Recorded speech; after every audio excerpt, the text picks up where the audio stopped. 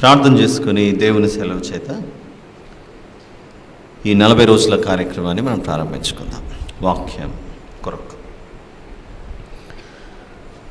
మహాపరిశుద్ధుడైన మా ప్రియ పరలోకపు తండ్రి, మీకే స్తోత్రములు నాయన. ఈ దినమును మరొకసారి మా జీవితంలో మీరు అనుగ్రహించినందుకై స్తోత్రములు చెల్లిస్తున్నాం తండ్రి.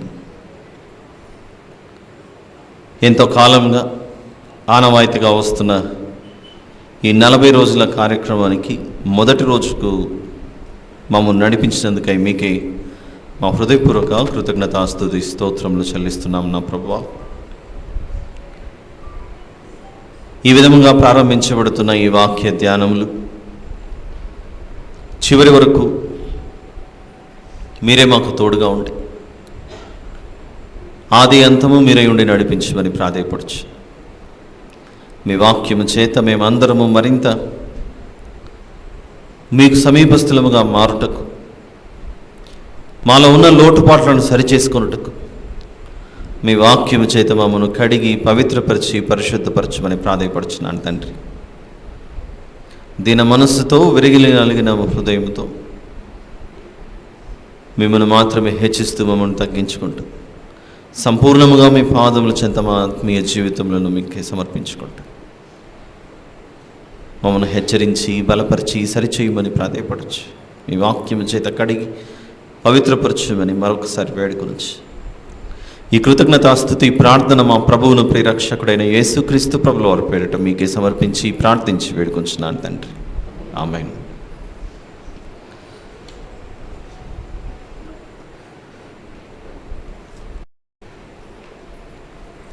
ప్రభునందు ప్రియ సహోదరి సహోదరులారా, ఈరోజు భస్మ బుధవారము అని ఈ దినాన్ని ప్రపంచమంతా అనేక మందిరాలలో క్రైస్తవులుగా కొద్ది సంవత్సరాలుగా, కొద్ది అనడం కంటే అనేకం అనడం మంచిది, అనేక సంవత్సరాలుగా దీన్ని కొనసాగిస్తున్నారు. అయితే ముందుగా తెలియజేసినట్లు ఈ 40 రోజుల కార్యక్రమంలో మనము ఉపమానాలలోనే ఉపదేశాలు అన్న విషయాన్ని, యేసు ప్రభు చెప్పిన ఉపమానాలు మనం వింటూ ఈ ప్రయాణాన్ని కొనసాగించబోతున్నాము అన్న విషయాన్ని తెలియజేయడం జరిగింది. అయితే ఈరోజు మొదటి దినం కనుక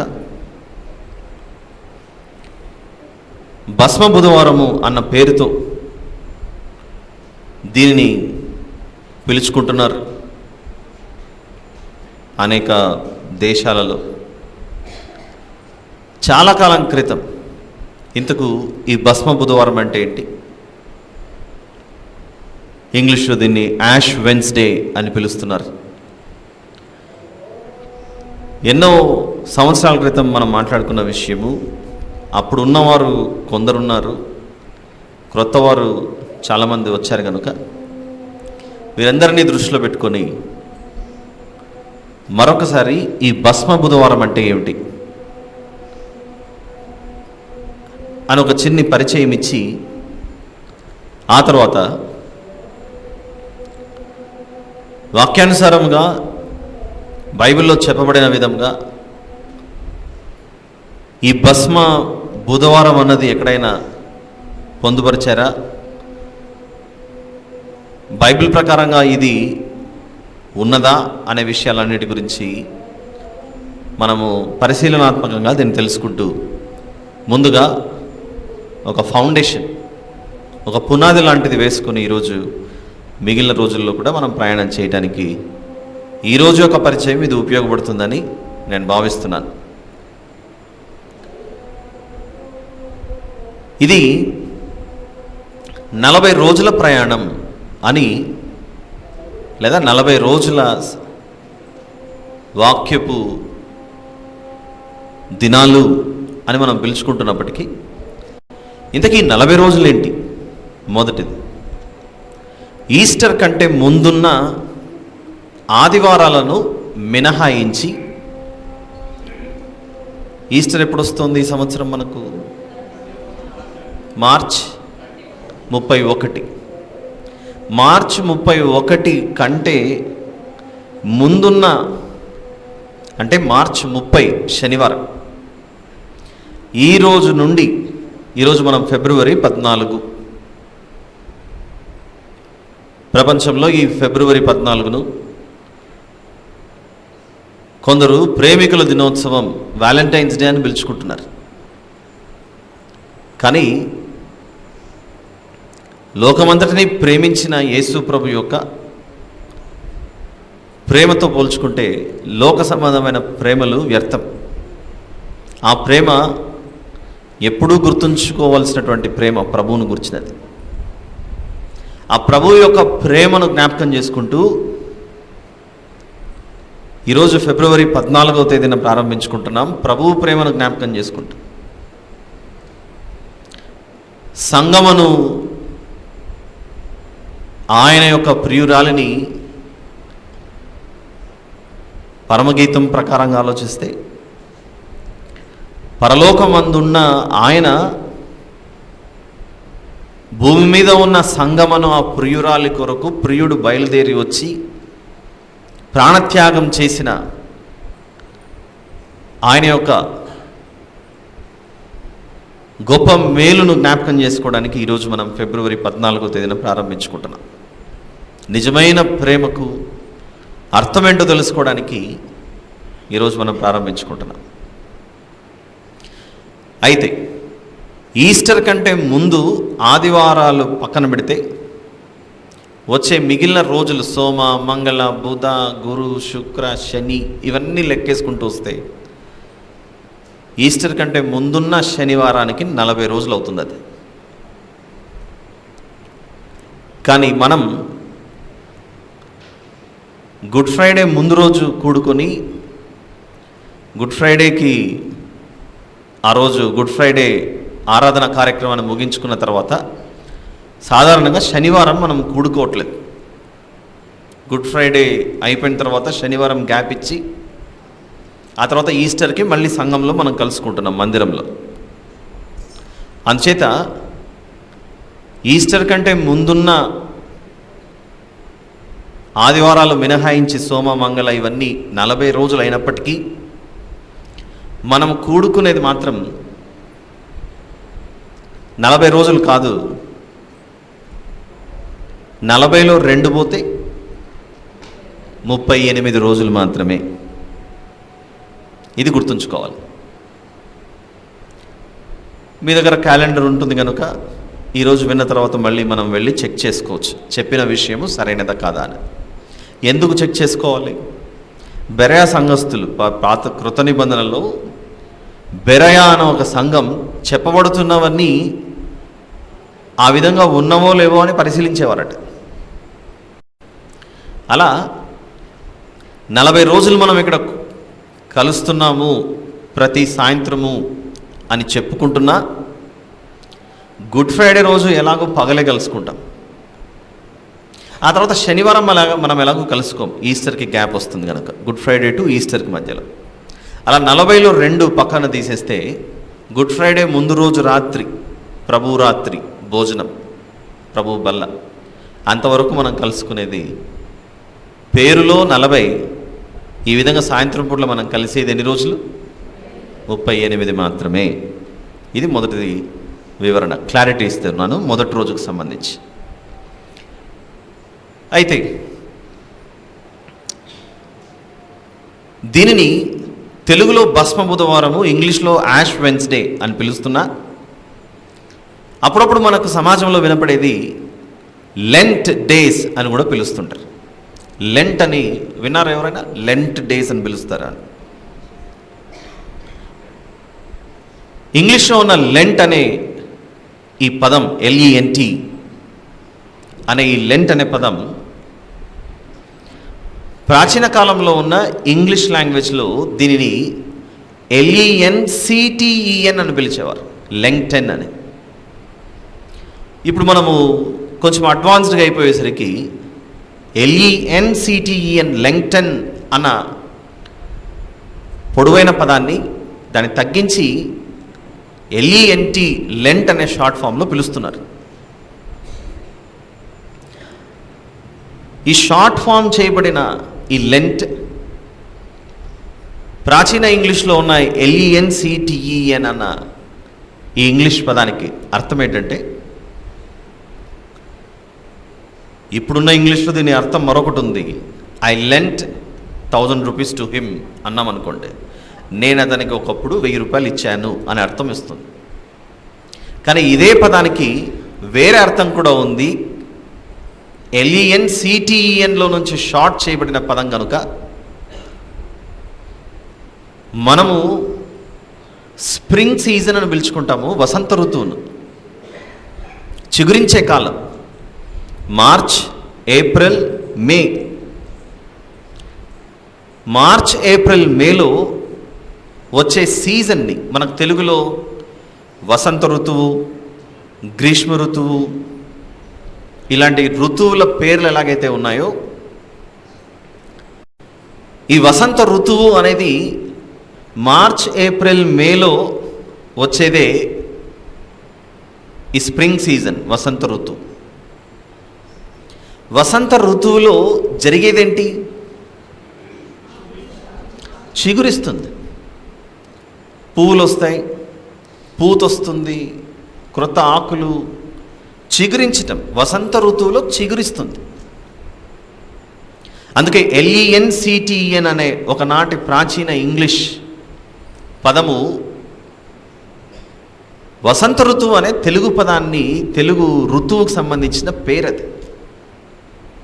ఒకనాటి దాన్ని షార్ట్ చేసి లెంగ్టన్ బదులుగా లెంట్ అని మార్చారు. ఎందుకు అలా మార్చారు? ఏంటి పరిస్థితి? ఈ వసంత ఋతువు, స్ప్రింగ్ సీజన్ అనే అర్థమిచ్చే లెంట్ అనే ఈ అర్థము వసంత ఋతువు, చిగురించే కాలం, మళ్ళీ రిపీట్ చేస్తున్నా అదే పనిగా. చెట్లను గమనించినప్పుడు ఇప్పటి నుంచి గమనిస్తే క్రొత్త ఆకులు, క్రొత్త పువ్వులు, క్రొత్త పూత ఇవన్నీ కనపడతా ఉంటాయి మనకు. తెలుగులో దీన్ని ఏ కాలం అంటారు? వసంత ఋతువుతో పాటుగా వాడుకునే భాషలో ఏమంటాం? ఇందాక చెప్పారు పెద్దలు, చిగురించే కాలం. చిగురిస్తే చిగురు ఎలా వస్తుంది అనంటే, పాతగా అయిపోయిన దాంట్లో నుండి క్రొత్తదిగా వస్తుంది. అదే చిగురించటం. పాతదైన దాంట్లో నుండి క్రొత్తదిగా రావటం, క్రొత్తదిగా పుట్టడం, నూతనంగా చిగురించటం. లెంగ్టన్ అనే పదం. వసంత ఋతువు. ఎండిపోయిన దానిలో నుండి మళ్ళీ తిరిగి కొత్తది రావటం. మనకేదో కనెక్ట్ అవుతుండాలి ఈ మాటలు వినపడుతుంటే. బైబిల్ ఏనాడో చెప్పింది, ఎవరో చిగురుస్తారని. దొరికిందా మీకు ఇప్పుడు? యెషయా గ్రంథం. దాని చుట్టూ అంతసేపు తిరగడానికి గల కారణం ఇదే. వసంత ఋతువులో ఏమొస్తుంది అంటే చిగురు వస్తుంది.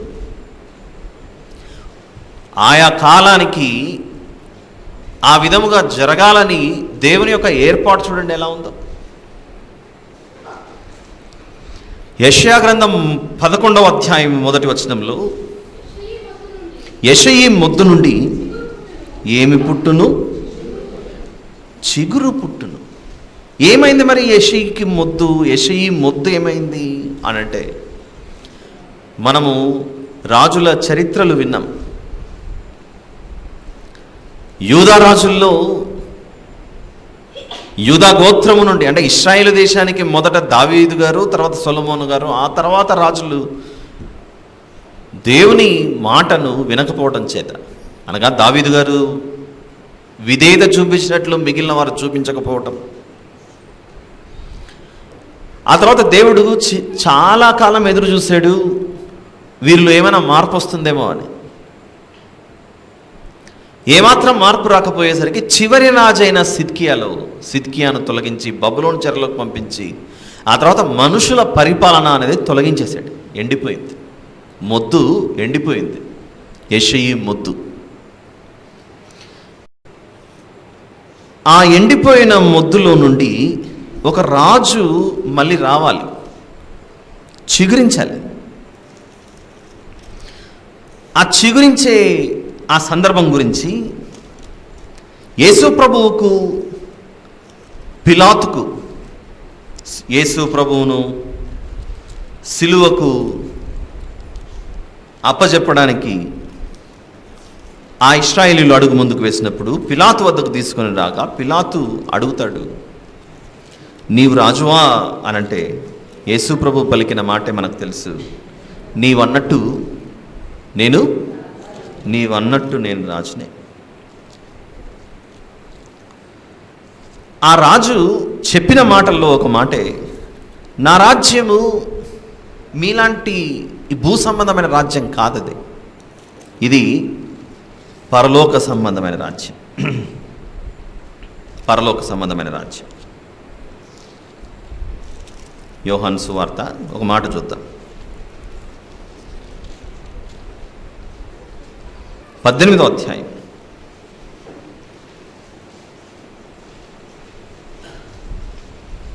యోహాను సువార్త 18వ అధ్యాయం 36వ వచనం నుండి చూద్దాం. యేసు, నా రాజ్యము ఈ లోక సంబంధమైనది కాదు. నా రాజ్యము ఈ లోక సంబంధమైనదైతే నేను యూదులకు అప్పగింపబడకుండానట్లు నా సేవకులు పోరాడుదురు కానీ నా రాజ్యము ఇహ సంబంధమైనది కాదనను. అందుకు పిలాతు, నీవు రాజువా అని ఆయన అడుగగా యేసు, నీవన్నట్టు నేను రాజునే.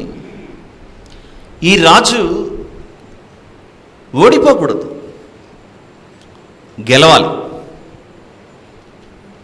గెలిస్తేనే యేసు ప్రభు అన్న రాజుకు ఆయన వచ్చిన ఉద్దేశం నెరవేర్చబడుతుంది. ఓడిపోవడం అంటే ఏంటి? పాత నిబంధనలో శత్రువులు వచ్చినప్పుడు శత్రువుల చేతిలో ఓడిపోయారు. ఒకనాటి యూదా రాజులు, దావీదు గారికి దేవుడు ఎంతగానో తోడుగా ఉన్నాడు, ఎందుకంటే విధేయత చూపించాడు కనుక దావీదు గారు. ఆ తర్వాత వచ్చిన రాజుల్లో విధేయత చూపించకపోవడంతో అనేక మందికి దేవుడు వ్యతిరేకంగా మారాడు. నేను ఎంత చెప్పినా మీరు వినట్లేదు కనుక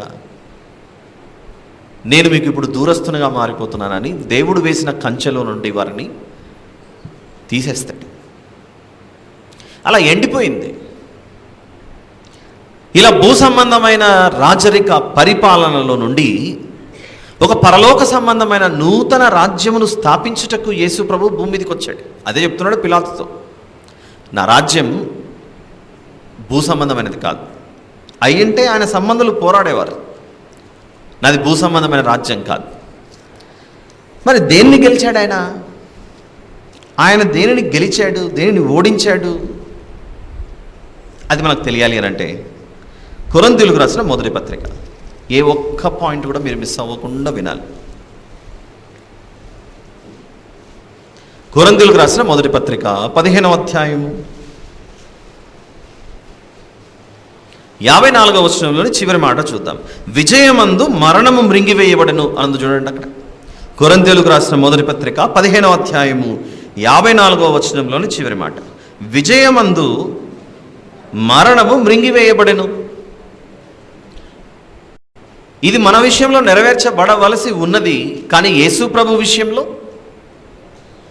నెరవేర్చబడవలసినదా, నెరవేర్చబడిందా? అయిపోయింది. ఆయన మరణాన్ని గెలిచేశాడు. అంటే సమాధిలోకి వెళ్ళాడు, ఆయన దేహమును మోసుకొని సమాధిలో పెట్టారు. పెట్టిన తర్వాత సమాధిలో నుండి ఆయన లేచాడు తిరిగి. మట్టి శరీరంతో లేచాడా, మహిమ శరీరంతో లేచాడా? మహిమ శరీరముతో లేచిన ఆయన లాంటి పునరుత్థానం ఆదాము మొదలుకొని నేటి వరకు ఏ మనిషికైనా అది సాధ్యమైందా? దేవుడు లాజరు గారిని లేపాడు క్రొత్త నిబంధనలు, అది మనకు తెలుసు. సమాధిలో నుండి లాజరు గారు వచ్చారు బయటికి. మరి సమాధిలో నుండి లాజరు గారు బయటకు వచ్చినప్పుడు మహిమ శరీరంతో వచ్చాడా, మట్టి శరీరంతో వచ్చాడా? మట్టి శరీరంతోనే వచ్చాడు. లాజరు బయటికి రా అన్నప్పుడు చుట్టబడినటువంటి గుడ్డలు అలానే, ఆ బట్టలు అలానే ఉండి అలానే బయటికి వచ్చాడు. సమాధిలో నుండి బయటికి వచ్చిన సందర్భాలు మనకు బైబిల్లో కనపడినా వారు మట్టి శరీరాలతోనే వచ్చారు. చనిపోయిన వారు తిరిగి మట్టి శరీరంతోనే వచ్చారు.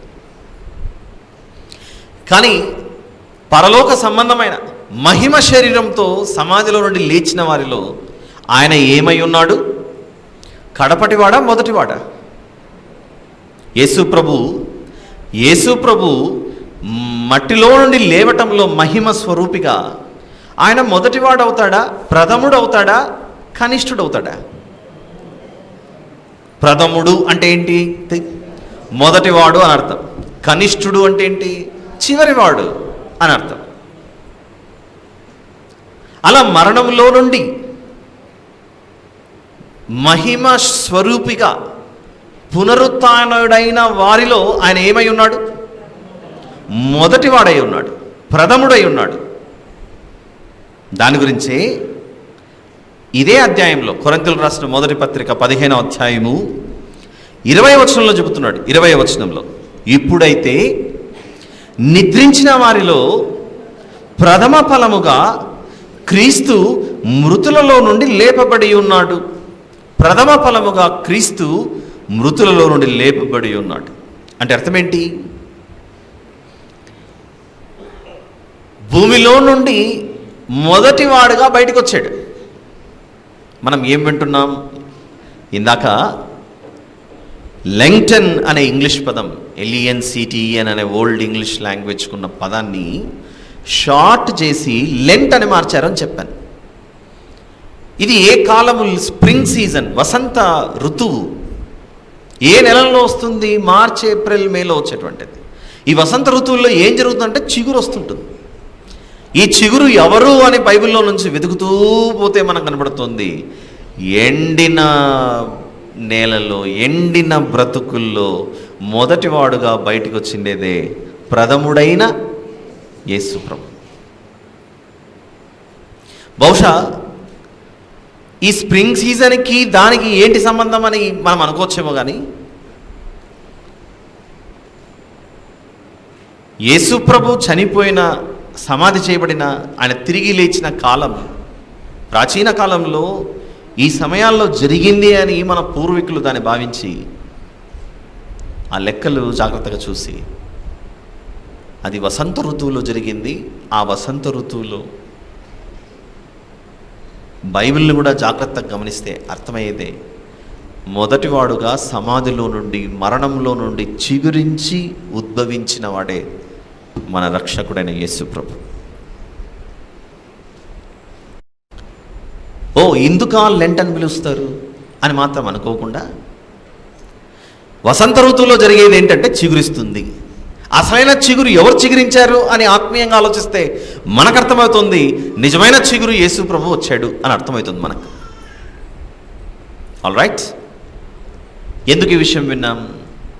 దీన్ని భస్మ బుధవారము అని మాత్రమే కాదు, లెంట్ డేస్కి ప్రారంభమయ్యే దినం అని కూడా పిలుచుకుంటారు అని మనం అనుకున్నాం కనుక, వింటున్నాం కనుక ఇంతకు లెంట్ అంటే ఏంటో తెలుసుకున్నాం. లెంట్ అంటే ఏడుపు కాదు, ఇది ఒకనాటి వసంత ఋతువు అనే అర్థమిచ్చే, స్ప్రింగ్ సీజన్ అని అర్థమిచ్చే లెంగ్టన్ అనే ఓల్డ్ ఇంగ్లీష్ పదానికి సంబంధించినటువంటిది. LENCTEN, లెంగ్టన్. ఆల్ రైట్, ఇప్పుడు ఇంకా వినాలి. మరి భస్మ బుధవారము అని కూడా అంటారు కదా. ఈ రెండు విషయాలు విన్నారు ఇంతవరకు. మొదటిది 40 రోజులు అంటే ఏంటి అని తెలుసుకున్నాం. ఏంటి 40 రోజులు? ఈస్టర్ కంటే ఆదివారాలు మినహాయిస్తే ఉన్న 40 రోజులు ఈ రోజు నుండి ప్రారంభమవుతున్నాయి. రెండోది విన్నాం, లెంట్ అనేది ఒకనాటి ఇంగ్లీష్ పదం, లెంగ్టన్కి సంబంధించినది.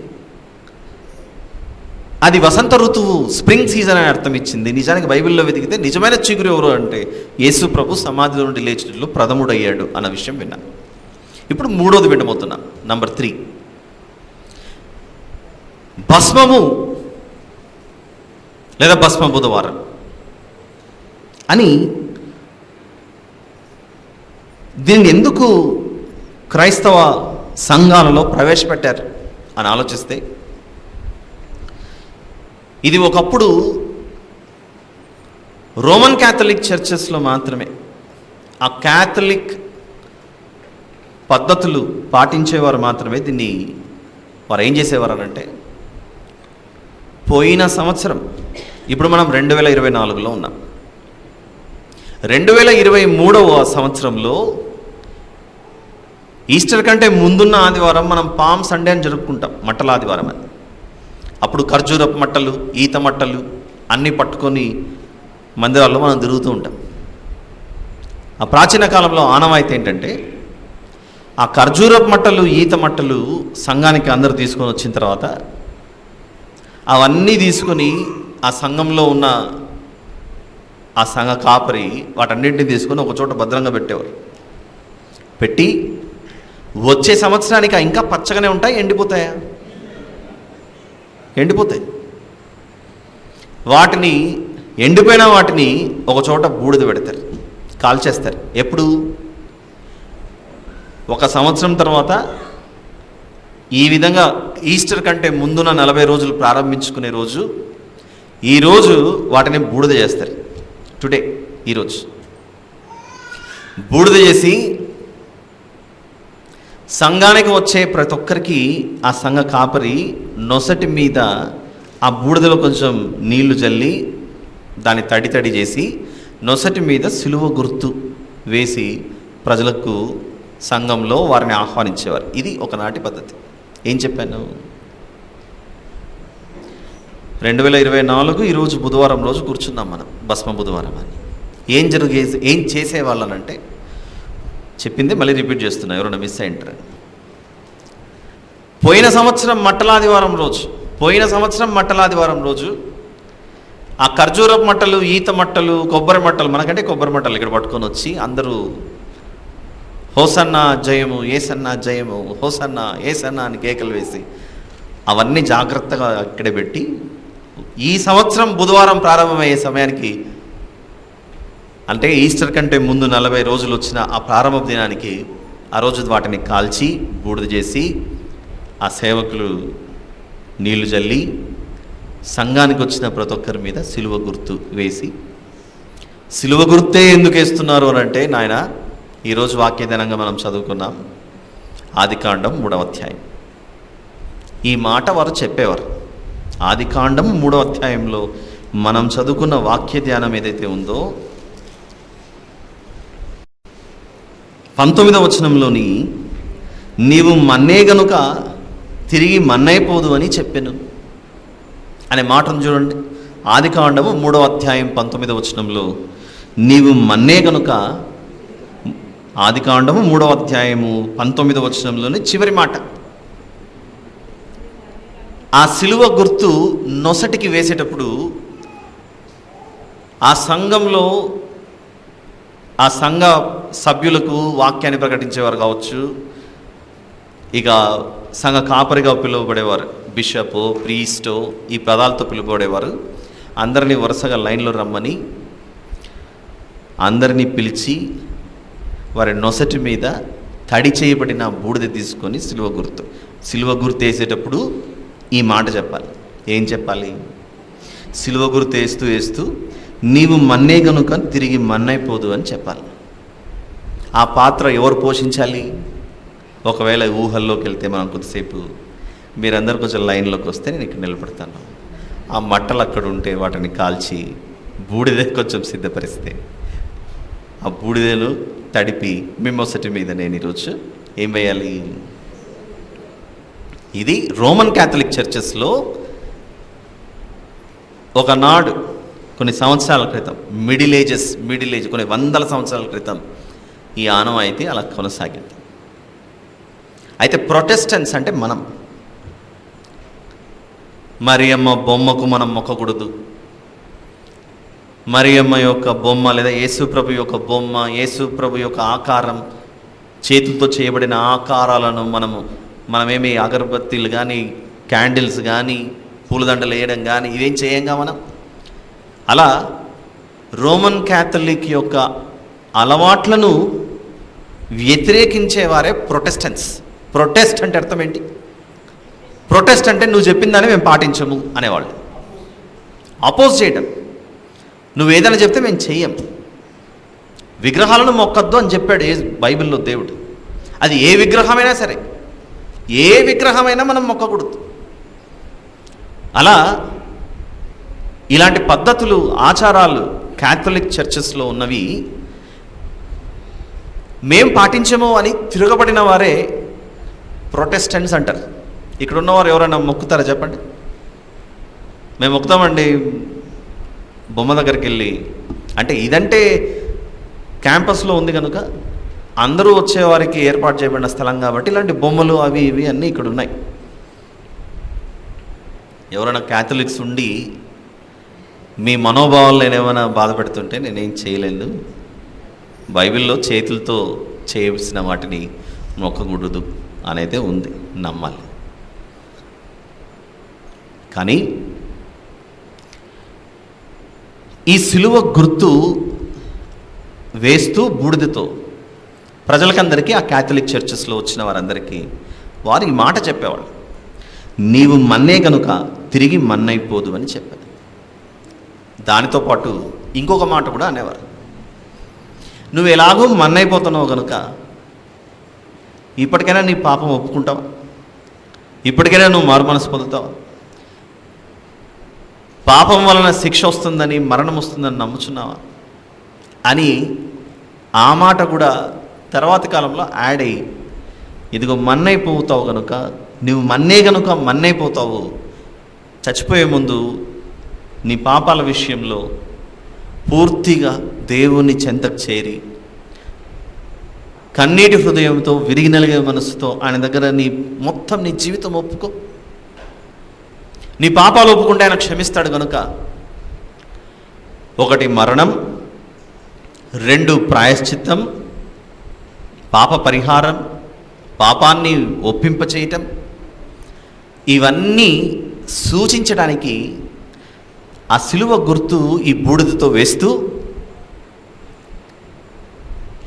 మనము బూడిద అని పిలుచుకుంటున్నాం కానీ ధూళి అనే పదాన్ని కూడా బైబిల్లో ఉపయోగించినట్లు కనబడుతుంది. ధూళి, డస్ట్. మట్టిలో నుండి వచ్చాము, తిరిగి మట్టి అయిపోతాం. క్రిస్మస్ రోజు యేసు ప్రభు వచ్చాడు అని మనం ఎలాగైతే జ్ఞాపకం చేసుకుంటామో, good Friday, Easter good Friday కంటే ముందు ప్రజలకు ఇప్పుడన్నా అర్థం కావాలి, నీ కొరకు నా కొరకే యేసు ప్రభు సిలువ మీద మరణించాడు, నీ నా పాపాలను ఆయన మోసాడు. తప్పు చేసింది మనం, పాపం చేసింది మనం. అయితే మన శిక్షను ఆయన భరించాడు. మన శిక్షను ఆయన భరించాడు కనుక నువ్వు ఈ సత్యం తెలుసుకో, ఈ నిజం తెలుసుకో, నీ కొరకు ఆయన మరణించాడని ఒప్పుకో నీ పాపాలను. అప్పుడు తీర్పు దినం అనేది ఒకటి ఉంది, జడ్జిమెంట్ డే అనేది ఒకటి ఉంది. ఆ జడ్జిమెంట్ డే రోజు నువ్వు కాపాడబడతావు అనే అర్థాన్ని ఇచ్చే సందేశం ఆ సిలువ గుర్తేస్తూ వారు ఆ విధంగా చెప్పేవారు. అయితే కాలక్రమేణా ఏమైపోయిందంటే, కాలక్రమేణా మార్కు సువార్త 7వ అధ్యాయంలో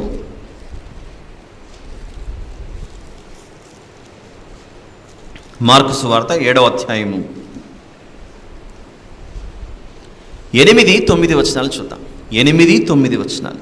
మీరు దేవుని ఆజ్ఞను విడిచిపెట్టి మనుషుల పారంపర్యాచారంను గైకొనుచున్నారు. మార్కు సువార్త 7వ అధ్యాయము 8-9 వచనాలు చూద్దాం. మీరు దేవుని ఆజ్ఞను విడిచిపెట్టి మనుషుల పారంపర్యాచారంను గైకొనుచున్నారు, మరియు ఆయన మీరు మీ పారంపర్యాచారమును గైకొనుటకు దేవుని ఆజ్ఞను బొత్తిగా నిరాకరించుదురు. అంటే ఏం జరుగుతుంది? పోయిన సంవత్సరం మట్టలాదివారం రోజు తెచ్చిన మట్టలను జాగ్రత్తగా భద్రపరిచి, ఈ సంవత్సరానికి అవి ఎండిపోతే, అవి బూడిదైపోయి కాల్చిన తర్వాత వాటిని తడిపి నొసటి మీద రాస్తూ, ఈ విధమైన ఆచారం, ఈ విధమైన పద్ధతి చేయమని మనకు బైబిల్లో కనపడదు. మట్టలను దాచిపెట్టండి, సంవత్సరం తర్వాత వాటిని కాల్చండి అది బూడిదైన తర్వాత నొసటి మీద రుద్దుకోండి తడిపి అనే దానిని పాటించమని మనకు బైబిల్లో కనపడదు. అయితే ఈ బూడిద రాసుకోవటం, ఈ ధూళిని తీసుకోవటం, ఇదంతా ఎలా వచ్చింది ఏమిటి అని మనం బైబిల్లో జాగ్రత్తగా గమనిస్తే వరుస క్రమంలో చూద్దాం కొన్ని విషయాలు. యోబు గ్రంథము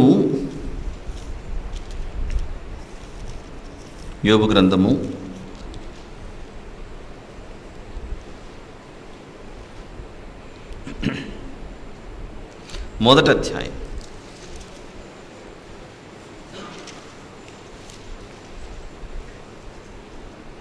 యోబు గ్రంథం 1వ అధ్యాయం 20వ వచనాన్ని చూద్దాం. అప్పుడు యోబు లేచి తన పై వస్త్రమును చింపుకొని తల వెంట్రుకలు గొరిగించుకొని నేల మీద సాష్టాంగపడి నమస్కారం చేసి ఇట్లానండి. ఎక్కడ కూర్చున్నాడు? నేల మీద కూర్చున్నాడు యోబు గారు. ఎందుకు?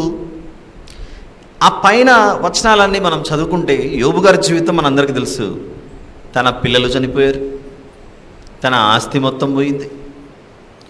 ఒకే దినము ఇంత భయంకరమైన తీవ్రమైన నష్టం జరిగింది. ఆస్తులంటే పోతే సంపాదించుకోవచ్చు, కానీ కన్న బిడ్డలు కూడా చనిపోయారే. కన్న బిడ్డలు కూడా చనిపోయేసరికి ఆ బాధను తట్టుకోలేక నేల మీద కూర్చుని దేవునికి సాష్టాంగ నమస్కారం చేస్తున్నాడు. ఏంటి దీని భావం? ప్రభువా, అంటే ఇంతవరకు మనం క్యాథలిక్ యొక్క విషయాలు కొన్ని విన్నాం కనుక, బాధ కలిగినప్పుడు, దుఃఖం కలిగినప్పుడు, తీవ్రమైన వేదన, ఇంకా భవిష్యత్తు లేదు, ఇంతటితో సమాప్తం, ముగింపు అనే సందర్భాలు మనిషి ఎదుర్కొన్న సమయాల్లో దుఃఖముఖులై నేల మీద కూర్చున్న సందర్భాలు మనకు బైబిల్లో కనబడతాయి.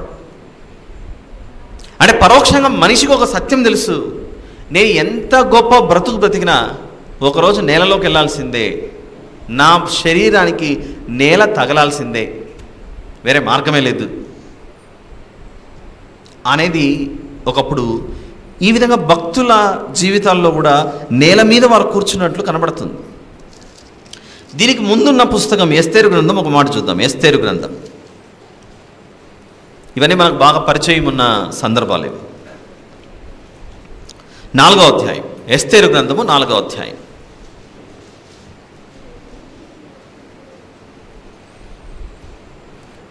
ఎస్తేరు గ్రంథము 4వ అధ్యాయం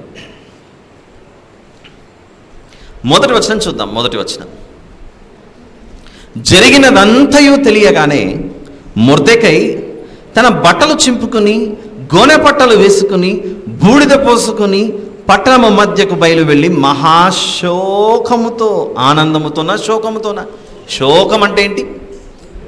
దుఃఖం, ఏడుపు, ఎవరు కూడా ఓదార్చలేనంత దుఃఖం, శోకం, రోదనము చేసి. ఎలా ఉన్నారు భక్తుడైన మొర్దెకై గారు? ఇక్కడ తన బట్టలు చింపుకున్నాడు, గోనె పట్టలు వేసుకున్నాడు, బూడిద పోసుకున్నాడు అనేది చూడండి. అక్కడ బూడిద పోసుకున్నాడు. మరి బూడిద ఎందుకు పోసుకున్నాడు? అంత గోనె పట్ట కట్టుకోవాల్సిన పరిస్థితి ఎందుకు వచ్చింది అంటే, మొర్దెకై గారి జీవితం, అక్కడ జరిగిన సందర్భాలు ఎస్తేరు గ్రంథంలో మనకు తెలుసుగా. అందరికీ ఎస్తేరు గారి చరిత్ర మనకు అవగాహన ఉందనే చెప్తున్నాను, అనుకుంటున్నాను. హామాను దుష్టుడు మొర్దెకై అను భక్తిపరుడు తనకు నమస్కారం చేయట్లేదని పగబట్టి ఏకంగా మొర్దెకై సంబంధికులైన యూదా దేశ ప్రజలందరినీ హతమార్చాలని నిర్ణయం తీసుకున్నప్పుడు దానిని మోసపరిచి రాజు వద్దకెళ్ళి రాజు దగ్గర ఆర్డర్ తీసుకుంటాడు. పత్రిక తీసుకొని, రాజా, ఈ దేశంలో పలానా జనాంగం ఉన్నారు, వారు నీ ఆచారములు కానీ నీ పద్ధతులు కానీ వేటిని పాటించరు, వీరందరినీ మనం హతమార్చడం మంచిది అన్న పర్మిషన్ తీసుకొని యూదా ప్రజలందరినీ, ఇశ్రాయేలులందరినీ హతమార్చాలని ఆజ్ఞ బయలుదేరినప్పుడు, ఇక మాకు భవిష్యత్తు లేదు, మేము చచ్చిపోబోతున్నాము, మాకు దేవుడే దిక్కు అని మొర్దెకై గారు దేవుని వద్ద తనను తాను దుఃఖపరుచుకుంటూ గోనె పట్ట కట్టుకొని బూడిద పోసుకొని కూర్చున్నాడు. ఇది మొర్దెకై గారు చేస్తున్న పనా, లేకపోతే మొర్దెకై గారిని దేవుడు పిలిచి, మొర్దెకై నీకు ఇంకా వేరే మార్గం లేదు, నువ్వు తల మీద బూడిద పోసుకొని కూర్చో అని దేవుడు చెప్పాడు? నువ్వు గోనెపట్ట కట్టుకో, బూడిద పోసుకో అని దేవుడు పరలోకం నుండి ఏమైనా దూతను పంపించి చెప్పాడా? లేదా మొర్దెకై గారు తనంతట తాను తీసుకున్న నిర్ణయమా? తనంతట తాను తీసుకున్న నిర్ణయం ఏమిటది? గోనెపట్ట కట్టుకోవడం, బూడిద పోసుకోవటం, నేల మీద కూర్చోవటం, ఇవన్నీ తాను తీసుకున్న నిర్ణయం. అలానే ఇంతకుముందు మనం యోబు గ్రంథంలో చూసాం. యోబు గారికి జరిగిన నష్టాన్ని బట్టి ఆయన నేల మీద కూర్చున్నాడు. నీకు జరిగిన నష్టం ఎక్కువ ఉంది కనుక నువ్వు వెళ్ళి నేల మీద కూర్చో అని దేవుని యొక్క ఆజ్ఞ ఏమైనా బయలుదేరిందా? లేదు. ఎవరు తీసుకున్న నిర్ణయం అది? యోబు గారు తీసుకున్న నిర్ణయం. అలానే ఎస్తేరు గ్రంథంలో బూడిద పోసుకొని కూర్చున్నది దేవుని నిర్ణయమా, మొర్దెకై గారి నిర్ణయమా? మొర్దెకై గారి నిర్ణయం. ఇప్పుడు ఇంకొక సందర్భాన్ని చూద్దాం. దానియేలు గ్రంథం, దానియేలు గ్రంథము 9వ అధ్యాయం.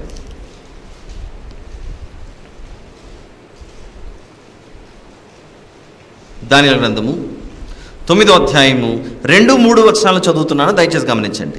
అతని ఏలుబడిలో మొదటి సంవత్సరం అందు దానియేలును నేను యెహోవా తన ప్రవక్తయగు యిర్మీయాకు సెలవిచ్చి తెలియజేసినట్టు యెరూషలేము పాడుగా ఉండవలసిన 70 సంవత్సరములు సంపూర్తి అవుచున్నవని గ్రంథముల వలన గ్రహించి తిని. అంతటా నేను అంటే ఎవరు ఇక్కడ? దానియేలు గారు. అంతటా నేను గోనెపట్ట కట్టుకుని ధూళి తలపైన వేసుకొని ఉపవాసం ఉండి అన్నది చూడండి అక్కడ. ప్రార్థన విజ్ఞాపనలు చేయుటకై ప్రభువుకు దేవుని ఎదుట నా మనస్సును నిబ్బరం చేసుకుంటుని. అప్పటి నుంచి వింటూ ఉన్నాం ఒక విషయం. క్యాథలిక్ చర్చెస్లో వారు ప్రవేశపెట్టిన దాంట్లో బూడిదను ఆ శిలువ ఆకారంలో నొసటి మీద రుద్ది నువ్వు మన్నే గనుక మన్నైపోతువు అని చెప్తున్నారు. మరణాన్ని జ్ఞాపకం చేస్తున్నారు. మరణాన్ని జ్ఞాపకం చేయడంలో తప్పు ఉందా చెప్పండి? తప్పేం లేదు. దానితో పాటు ప్రభువు నీ కొరకు చనిపోయాడు, ఇదిగో మరణం అనేది ఖచ్చితంగా వస్తుంది, పాపం చేస్తే ఖచ్చితంగా శిక్ష పడుతుంది, వీటన్నిటిని ఒప్పుకో, నువ్వు ఇప్పుడే ప్రాయశ్చిత్తం నందు అన్నప్పుడు వారు ఖచ్చితంగా నేను ఒప్పుకుంటున్నాను, నా పాపాలను ఒప్పుకుంటున్నాను వాళ్ళు చెప్పాలి. దీంట్లో కూడా ఏమైనా తప్పు అనిపిస్తుందా చెప్పండి? ఇందులో కూడా ఏం పెద్ద తప్పు అనిపించట్లేదు. ఎక్కడ తప్పు ఉందో కొంచెం వాక్యాల దగ్గర ఆలోచించుకుంటూ ముందుకెళ్దాం. అది విన్న తర్వాత మనం ఇప్పుడు 3 సందర్భాలు చూసాం. ఏం 3 సందర్భాలు? ఒకటి, యోబు గారు నేల మీద కూర్చున్నారు. మొర్దెకై గారు వెళ్ళి బూడిద పోసుకొని ఆయన గోనెపట్ట కట్టుకొని కూర్చున్నారు. ఇప్పుడు దానియేలు గారి గ్రంథంలోకి వచ్చాం. దానియేలు గ్రంథంలో నేను యెహోవా తన ప్రవక్తయగు యిర్మీయాకు సెలవిచ్చి తెలియజేసినట్టు యెరూషలేము పాడుగా ఉండవలసిన 70 సంవత్సరములు సంపూర్తి అవుచున్నవని గ్రంథముల వల్ల గ్రహించి తిని. అంతటా నేను గోనెపట్ట కట్టుకొని ధూళి తలపైన వేసుకొని ఉపవాసం ఉన్నాను అంటున్నాడు దానియేలు గారు. ఇక్కడ దానియేలు గారు కూడా గోనెపట్ట కట్టుకున్నారు, ధూళి తలపైన వేసుకున్నాడు, ఉపవాసం ఉంటున్నాడు. ఉపవాసం ఉండి ఏం చేస్తున్నాడు? ప్రార్థనా విజ్ఞాపనలు చేయుటకై ప్రభువగు దేవుని ఎదుట నా మనస్సును నిబ్బరం చేసుకున్నాను. ఏం చేస్తున్నారు దానియేలు గారు? 7వ వచనంలో ఆయన చేస్తున్న ప్రార్థన చూడండి ఎలా ఉందో. ప్రభువా, నీవే నీతిమంతుడవు, మేమైతే సిగ్గు చేత ముఖ వికారం పొందిన వారము, మేము నీ మీద తిరుగుబాటు చేసేతిమి, దానిని బట్టి నీవు సకల దేశములకు మమ్మల్ని తరిమితివి. 8వ వచనం, ప్రభువా, నీకు విరోధముగా పాపము చేసినందున మాకును మా రాజులకును మా అధిపతులకును మా పితరులకును ముఖము చిన్నబోవునట్లుగా సిగ్గే తగి ఉన్నది. పాపం చేసింది మేం ప్రభువా అని ఒప్పుకుంటున్నాడు. ఎక్కడ కూర్చొని? బూడిద పోసుకొని ధూళి తలపైన, అదే గోనెపట్ట కట్టుకొని ధూళి తలపైన వేసుకొని ఉపవాసం ఉన్నాడు. దానియేలు, నువ్వు ఈ విధంగా గోనెపట్ట కట్టుకో, ధూళి తలపైన పోసుకొని నువ్వు ఉపవాసం చేయి, నువ్వు ప్రార్థన చేస్తే అప్పుడు నేను వింటాను అని దేవుని యొక్క ఆజ్ఞ దానియేలు గారికి ఏమన్నా వచ్చిందా? లేదు. ఇకపోతే ఇలాంటి సందర్భం ఇంకోటి కూడా చూద్దాం. ఇంకొంచెం ముందుకెళ్తే యోనా గ్రంథం 3వ అధ్యాయం. దేవుడు తన ప్రవక్త అయిన యోనా గారిని నీనేవా పట్టణానికి పంపించి, ఇదిగో ఈ పట్టణం నా ఉగ్రతకు అతి త్వరలో నాశనం కాబోతుంది, వీరు పాపం చేయడం వలన దీని మీద నా ఉగ్రతను నేను కుమ్మరించబోతున్నాను అని యోనా గారు ప్రకటన చేసినప్పుడు 4వ వచనం నుండి చూద్దాం. యోనా ఆ పట్టణంలో ఒక దిన ప్రయాణం అంత దూరము సంచరించచ్చు. 3వ అధ్యాయం 4వ వచనం యోనా గ్రంథం. యోనా ఆ పట్టణంలో ఒక దిన ప్రయాణం అంత దూరము సంచరించచ్చు. ఇక 40 దినములకు నీనేవ పట్టణము నాశనమగునని ప్రకటన చేయగా, నీనేవ పట్టణపు వారు దేవుని యందు విశ్వాసముంచి ఉపవాస దినము చాటించి గనులేమి అల్పులేమి అందరూ గోనెపట్ట కట్టుకుని ఆ సంగతి నీనేవ రాజునకు వినబడినప్పుడు అతడును తన సింహాసనము మీద నుండి దిగి తన రాజవస్త్రములు తీసివేసి గోనెపట్ట కట్టుకుని బూడిదలో కూర్చుండెను. గోనెపట్ట కట్టుకుని రాజు సైతం, రాజు, రాజ్యంలో ఉన్న ప్రజలు అందరూ గోనెపట్ట కట్టుకుని బూడిదలో కూర్చున్నారు. అంటే వీరి సందేశం ఎలా ఉందనంటే, దేవుడు కోపం ఇస్తే లేదా దేవుడు కోపం చేసుకుంటే ఇంకా మేము అయిపోవాల్సింది ధూళే. దేవుడు కోపం చేసుకుంటే మేము మన్నులోకి పోవాల్సిందే. అందుకే ఈ గోనె పట్ట కట్టుకొని ధూళిలో కూర్చొని బూడిద పోసుకుంటే మా దేవునికి మేము చెప్పాలనుకుంటున్నాం, దేవా మేము అపరాధులం, మేం పాపులం, నువ్వు క్షమిస్తే మేం బ్రతకగలము అని చెప్పడానికి వీరు చేస్తున్న ప్రయత్నం. అది ఉపవాసం ఉండి వీరు చేస్తున్న ప్రయత్నం. అందుకే మొన్న కూడా చూసాము ఒక వచనం, అది మళ్ళీ సందర్భం వచ్చింది కనుక మళ్ళీ చూద్దాం ఒకసారి. 34వ అధ్యాయం యోబు గ్రంథం 34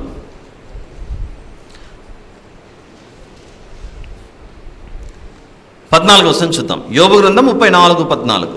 ఆయన తన మనస్సు తన మీదనే ఉంచుకుని ఎడల, తన శ్వాస నిశ్వాసములను తన యొద్దకు తిరిగి తీసుకుని ఎడల శరీరులందరూ ఏకముగా నశించెదరు, నరులు మరలా ధూళి అయిపోదురు అందు. చూడండి అక్కడ. అంటే దేవుడు తన ఊపిరిని వెనక్కి తీసుకుంటే మనం ఏమైపోతామట? ధూళైపోతాం. అదే సందేశమే అక్కడ మొర్దెకై గారు, దేవా నువ్వు నీ శ్వాసను వెనక్కి తీసుకుంటే మేము ధూళైపోతామని వెళ్ళి ఆ ధూళిలో కూర్చున్నాడు. దానియేలు గారు కూడా పాపం ఒప్పుకుంటున్నారు. కానీ చదివబడిన ఈ అన్ని సందర్భాలలో ఒక విషయం అర్థమవుతుంది, దేవుడు చెప్పాడా వీళ్ళు చేశారా? దేవుడు చెప్పాడా వీళ్ళు చేశారా? వీళ్ళే చేశారు. ఇకపోతే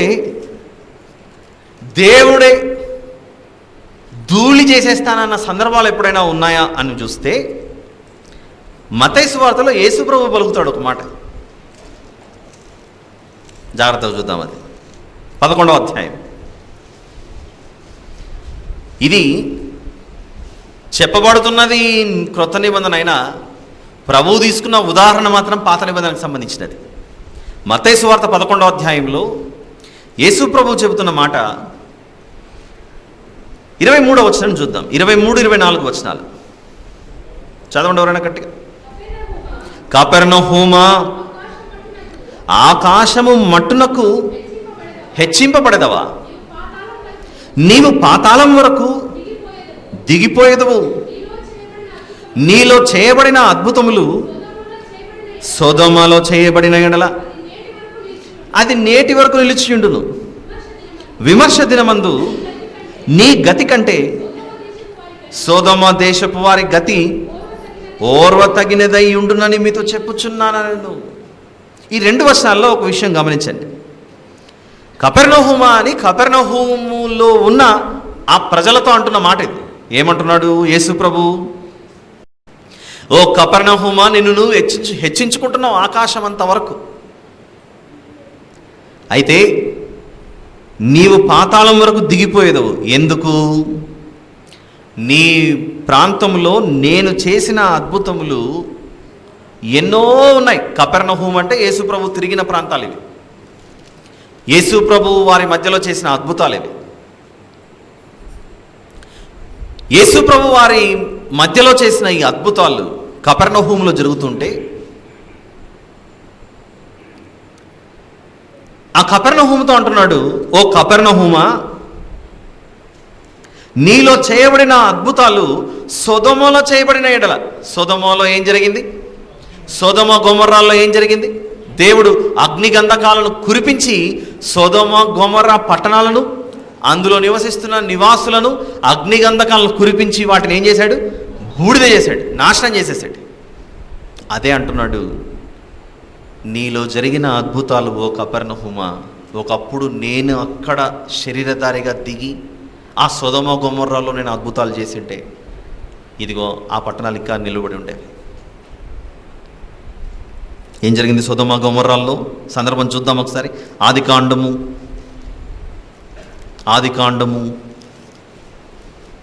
19వ అధ్యాయం.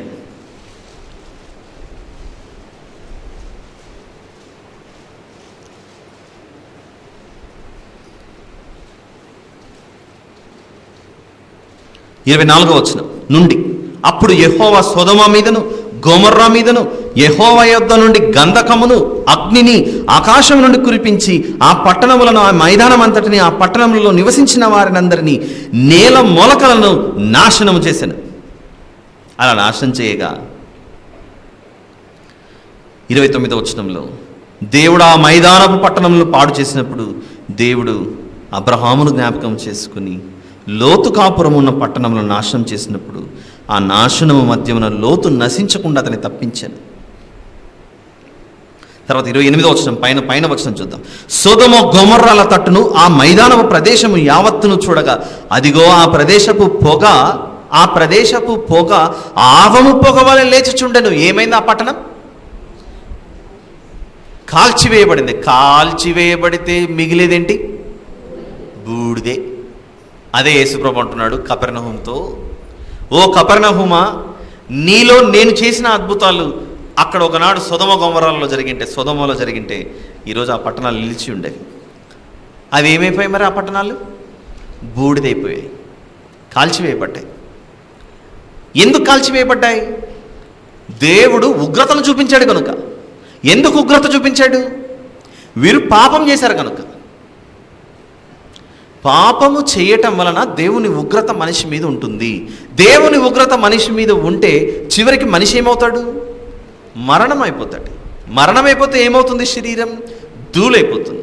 అందుకే నాయన ఈ గుర్తేస్తున్నప్పుడు నువ్వు పాపమని ఒప్పుకో అని చెప్తున్నారు ఒకనాటి క్యాథలిక్ చర్చెస్.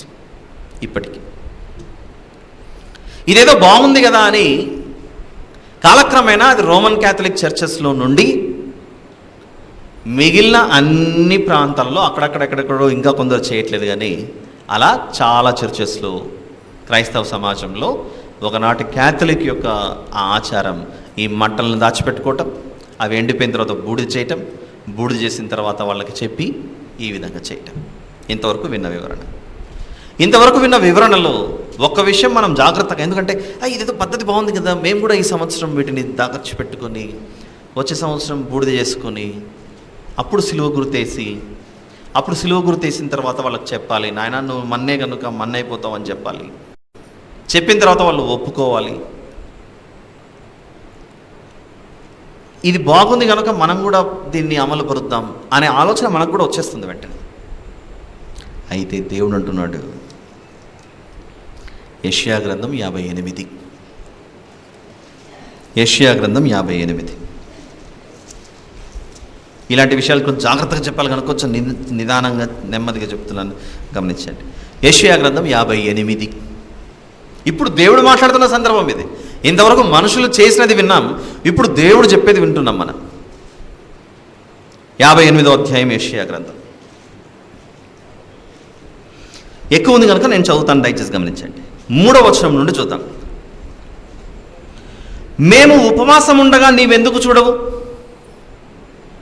మేము మా ప్రాణములను ఆయాసపరచుకునగా నీవెందుకు లక్ష్య పెట్టవు అని అందరూ, మీ ఉపవాస దినమున మీరు మీ వ్యాపారం చేయుదురు, మీ పనివారి చేత కఠినమైన పని చేయించుదురు, మీరు కలహపడుచు వివాదము చేయుచు అన్యాయంగా గుద్దులాడుచు ఉపవాసం ఉందురు. మనం కూడా క్రైస్తవులుగా 40 రోజులు ప్రారంభమయ్యండి, ఈ రోజు నుంచి ఉపవాసం చేయాలని ఇప్పుడు నుంచి స్టార్ట్ చేస్తాం మనం. బహుశా ఇక్కడ కూర్చున్న వాళ్ళు ఎవరైనా ఉపవాసం చేసి వచ్చింటే ఈ మాటలు ఒకవేళ మన హృదయానికి తగులుతూ ఉంటే, ఉపవాసము మరొకరితో వాసము, ఎవరితో? యేసు ప్రభు దేవునితో మన సమయం వాసం చేయాలి. ఆ ఉపవాసం గురించి మాట్లాడుతున్నాడు ఆయన. మేము ఉపవాసం ఉండగా నీవెందుకు చూడవు అంటున్నామంట. ఉపవాసం ఉంటున్న వాళ్ళు దేవునితో అంటున్నారట. ఎందుకు? ఉపవాసం ఉంటున్న వాళ్లకు పెద్ద లిస్ట్ ఉంటుంది. కిరాణా జనరల్ స్టోర్లో పెద్ద లిస్ట్ రాసుకున్నట్లు, ఈ 40 రోజులు నా లిస్ట్ మొత్తం ఇది ఉంది ప్రభువా, ఉద్యోగం లేదు, అప్లైకి పోయి అది ఇది మొత్తం స్టోరీ ఇదంతా రాసుకొని ఇంకా అప్పుడప్పుడు ఏమైనా పాయింట్లు మీరు మర్చిపోతామేమని కళ్ళు మెల్లిమెల్లిగా ప్రార్థన చేసినప్పుడు అలా తెరిచి ఆ లిస్ట్ మళ్ళీ దేవుని దగ్గర చదువుతూ ఉంటే ఉపవాసాలు కొన్ని ఉంటాయి. మేము ఉపవాసం ఉండగా నీవెందుకు చూడవు అంటున్నారట. 40 రోజులు పూర్తి అయిన తర్వాత 40 రోజులు ఏకదాటిగా ప్రార్థన చేశా కదా ప్రభువా, నువ్వు ఇంకెందుకు నాతో మాట్లాడలేదంటావు. ఎందుకు చేసాం మనం? ఆయన మహిమ కొరకు చేసామా, మన అవసరాల కొరకు చేసామా? అంటే మన అవసరాల కొరకు దేవుని ప్రార్థించడం తప్పేం కాదు. కానీ మనం ఏం అడగాలో ఏం అడగకూడదో మనకు తెలీదు. పసిపిల్లలు ఉంటారు, ప్రతిదీ అడుగుతుంటారు, నాకు ఇది కావాలి, అది కావాలి, ఇది కావాలి, అది కావాలని. అన్నీ కొనిస్తామా చెప్పండి? ఏవి అవసరమో అది తల్లిదండ్రులైన పెద్దలకు తెలుసు. మరి దేవుని విషయంలో దేవుడు పెద్దోడా, మనం పెద్దోళ్ళమా? వయసులో పెద్దవాళ్ళం మనమైనప్పటికీ, అంటే నా ఉద్దేశం వయసు పెరిగినప్పటికీ మనం ఎంత పెద్దవాళ్ళమైనా దేవుని దృష్టిలో మనం పిల్లలమే. ఆయన తండ్రి మనకు. కాబట్టి మనం అడిగినవన్నీ ఇవ్వాలన్నది మన ఇష్టమైన, అడిగినవన్నీ ఇవ్వాలో వద్దో అన్నది తండ్రి అయిన ఆ దేవునికి చిత్తమై ఉండాలి. అది దేవుడు ఇవ్వట్లేదు కదా అని మనం ఏం చేస్తాము? అలిగి ఒక్కొక్కసారి మన భక్తి జీవనానికి దూరం అయిపోతుంటాం. ఎన్నో రోజులు ప్రార్థన చేశాను, ఇవ్వట్లేదు. అవును, పిల్లలు కూడా అడుగుతూ ఉంటారు, ఎన్నో ఏండ్ల నుంచి కొన్ని అడుగుతుంటారు, వాడికి ఇవ్వకూడదు అని తల్లిదండ్రులు నిర్ణయించుకున్నారనుకోండి, జీవితకాలమైనా కూడా ఇవ్వం మనం. అర్థమవుతుందా? అలానే మనం కూడా చేసే ప్రార్థనలో చివరి ఒక మాట అంటే తప్పేంటి ప్రభువా, నేను చేసే ప్రార్థనలు, నేను అడిగేవన్నీ నీ చిత్తానుసారంగానే ఉంటే ఇవ్వు తండ్రి, లేకపోతే నీ ఇష్టాన్ని నేను తెలుసుకునేలాగున నాకు మనసు దయచే ప్రభువా అంటే తప్పేంటి? మనం అలా అడగం. నేను అడిగిందంతా నువ్వు నాకు ఇచ్చాను, అడిగిందంతా నువ్వు నాకు ఇచ్చే అని అంటుంటాం మనం. ఆయన మనకంటే పెద్దోడు అన్న పదం చాలా తక్కువ. అది ఆయన ఆది అంతం లేనివాడు. ఆయనకు తెలీదా మనకేం అవసరమో, ఏం ఇవ్వకూడదో, ఏమి ఇవ్వాలో అన్నది. So respect hour God. మన దేవుణ్ణి మనం గౌరవించడం, మన దేవునికి మర్యాద చూపించడం, అది మనం చూపించాలి. అదే అంటున్నాడు ఇక్కడ, మేము ఉపవాసం ఉండగా నీవెందుకు చూడవు అంటున్నామంట మన దేవుణ్ణి. మేము మా ప్రాణములు ఆయాసపరచుకున్నాక ముఖమంతా డల్లుగా పెట్టుకొని, ఏమైందమ్మా ఈరోజు ఇట్లున్నారంటే, పొద్దున్నుంచి ఉపవాసం చేస్తున్నానయ్య గారు, మీకేం తెలుసు నా బాధ. ఏం బాధ? తినలేదు కాబట్టి ఆకలి బాధ. అది ముఖం మార్చుకోవడానికి అదే సమయమా? ఇంట్లో పెళ్లి జరుగుతుంది అనుకోండి, ఏడ్చుకుంటూ కూర్చుంటామా? ఇంట్లో ఒక బర్త్డే ప్రోగ్రామ్ జరుగుతుంది అనుకోండి, ఏడ్చుకుంటూ కూర్చుంటామా? మరి దేవునితో నువ్వు నివసించడానికి నిర్ణయం తీసుకున్నప్పుడు ఆనందమే ఉండగా అని ఏడుపు ముఖం ఎందుకు? దేవుడు అదే అంటున్నాడు అక్కడ, నేను అనట్లేదు ప్లీజ్. దేవుడు అంటున్నాడు, మేము మా ప్రాణములను ఆయాసపరచుకునగా నీవెందుకు లక్ష్య పెట్టవని అందరూ. మీరు ఏం చేస్తున్నారు? పేరుకేమో ఉపవాసం, బయటికి పోయి ఉద్యోగం చేస్తున్నారు. పేరుకేమో ఉపవాసం, బయటికి వెళ్ళి వ్యాపారం చేస్తున్నారు. పేరుకేమో ఉపవాసం, నాతో ఉంటానని చెప్తున్నారు, మీ కిందోళ్లతో కఠినమైన పని చేయిస్తున్నారు, గొడ్డు చాకరీ చేపిస్తున్నారు. ఇదేనా మీరు చేసేది? ఇంకా పేరుకేమో ఉపవాసం, ప్రభు అని లోపల తలుపేసుకొని ప్రార్థన, బయటకు వచ్చి రచ్చబండ కార్యక్రమం చేస్తుంటాం మనం. అదే చెప్తున్నాడు అక్కడ, మీరు కలహపడుచు, 4వ వచనంలో, మీరు కలహపడుచు, వివాదము చేయొచ్చు, అన్యాయంగా గుద్దులాడుచు ఉపవాసం ముందు, ఏకంగా చెయ్యి కూడా ఆడిస్తామట. గుద్దులాడుచు అంటే అర్థం, మీ కంటతోనే పరమన వినబడినట్లుగా మీరు ఇప్పుడు ఉపవాసం ఉండరు. అట్టి ఉపవాసము నాకు అనుకూలమా చెప్పండి? మనుషుడు తన ప్రాణమును బాధపరచుకోవలసిన దినం అట్టిదేనా? నాతో ఉంటూ మీరు దుఃఖంగా ఉండడం ఏంటి?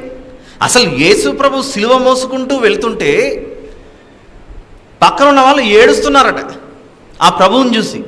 ఆ సిలువ మోసుకుంటూ ఏడుపుతూ ఆయన వెళ్తున్న సమయంలోనే అప్పుడు అంటున్నాడు ప్రభు, అమ్మ మీరు నా కోసం ఎందుకు ఏడుస్తారు తల్లి, నా కోసం ఏడవకండి, మీకోసం మీ పిల్లల కొరకు ఏడవండి అంటున్నాడు. అసలు ఏడవద్దని అంటున్నాడు ఆయన అక్కడ.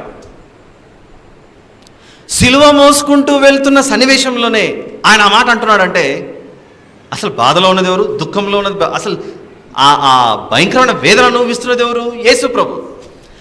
ఆ యేసు ప్రభుని చూసి చుట్టూన్న వాళ్ళు ఏడుస్తున్నారు. అప్పుడు అంటున్నాడు, మీరు ఎట్టి పరిస్థితుల్లో నా గురించి ఏడవకండి, మీరు నాతో ఉన్నారు. నేను సిలువను మోసుకొని పోతున్నాను కదా అని మీరు ఎందుకు ఏడుస్తున్నారు? నేను సిలువను మోసుకొని పోతున్న దేని కొరకు? నీకు కలిగిన దుఃఖాన్ని తొలగించుటకు. నేను సిలువ మోసుకొని పోతున్న దేని కొరకు? నీకున్న మరణాన్ని తప్పించడానికి నేను వెళ్తున్నాను.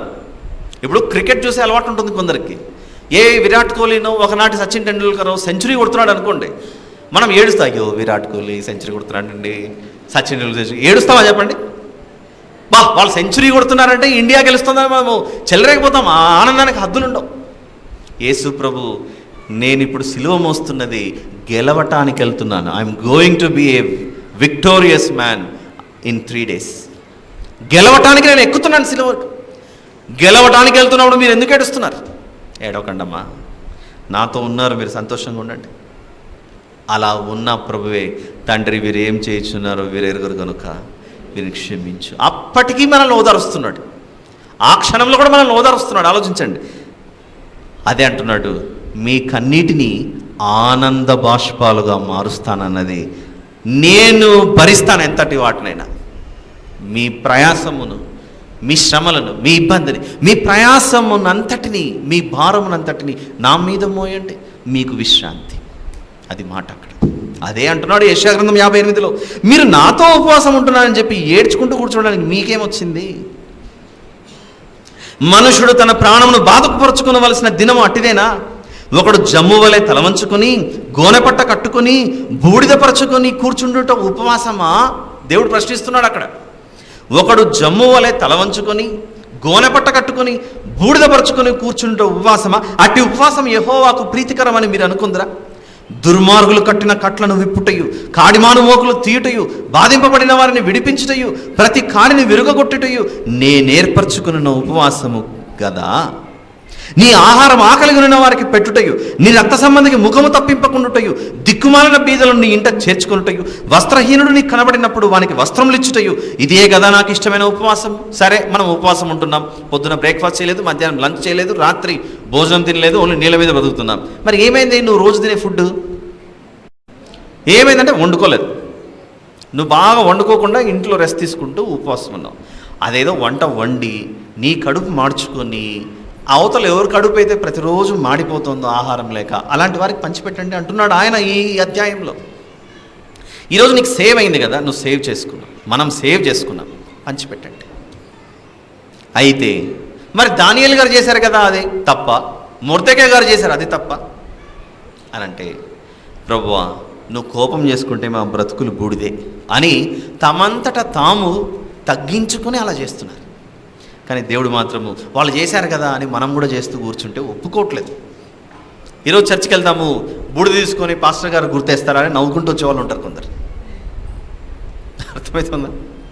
వారు ఒకనాడు కూర్చున్నది వేరు, ఇప్పుడు జరుగుతున్నది వేరు. ఆల్ రైట్, ఇకపోతే ఫైనల్గా టైం అయిపోయింది, ముగించేసేయాలి. ఆమెన్ అనాలి, రేపు కలుసుకుందాము. అయితే ఈ 40 days 40 అన్న నంబర్ ఎలా వచ్చింది అనేది ఒకసారి మనం చూస్తే, వేగంగా 3 వచనాలు చూపిస్తాను, అది ముగించుకుందాం, అది చూసి ముగించుకుందాం. నిర్గమకాండం 34. చేయవలసిన ప్రయాణం చాలా ఉంది. అంటే నేను ఇంటికి వెళ్ళే దాని గురించి కాదు, మనం 40 రోజులు చేయాల్సిన పని గురించి. అందుకు ఈ వచనాలు చూపిస్తే ఈరోజు మనకు ఫౌండేషన్ అయిపోతుంది, ఈరోజు వేయాల్సిన పునాది అయిపోతుంది, రేపు మనం గోడలు కట్టుకుంటూ వెళ్ళిపోవచ్చు. నిర్గమకాండం 34 28వ వచనంలో మోషే గారు అక్కడ 40 రేయింబగళ్ళు యెహోవాతో కూడా అక్కడ నుండెను. 34వ అధ్యాయం 28వ వచనం నిర్గమకాండం. అతడు 40 రేయింబగళ్ళు యెహోవాతో కూడా అక్కడ నుండెను. అతడు భోజనము చేయలేదు, నీళ్లు త్రాగలేదు. ఎన్ని రోజులు? 40 రేయింబగళ్ళు మోషే గారు దేవునితో ఉన్నప్పుడు భోజనం చేయలేదు, నీళ్లు త్రాగలేదు అనే మాటను చూసారా? అలా మోషే గారు 40 రోజులు చేశారు. దీంతో పాటు రాజులు మొదటి గ్రంథము 19వ అధ్యాయం, రాజుల మొదటి గ్రంథం ఏలియా గారి విషయంలో చోటు చేసుకున్న సంఘటన.